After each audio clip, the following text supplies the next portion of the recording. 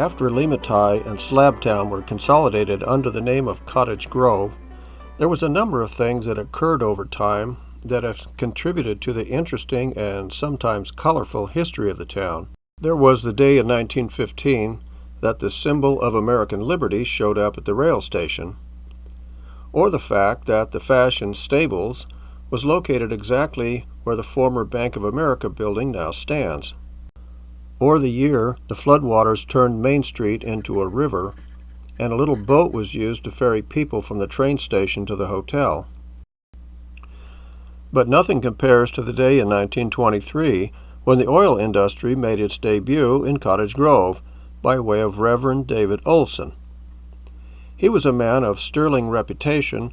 With his experience as a successful oil speculator, he managed to convince many of the townfolk that there was a rich deposit of oil under Mount David. He had no shortage of investors, and soon an oil derrick was erected and the drilling began. He continued to fleece the sheep by telling them that he needed more funds to drill just a little deeper so they could hit that black gold and all become filthy rich. As far as anyone knows, not one drip of oil ever came out of that well, and eventually Reverend Olson made a rapid departure along with considerable funds he had bilked out of his investors, which brought to a close the oil industry in Cottage Grove. However, the 1920s also brought to Mount David crowds of people for a different purpose. There were literally thousands of spectators that would come to the Mount David motorcycle hill climb.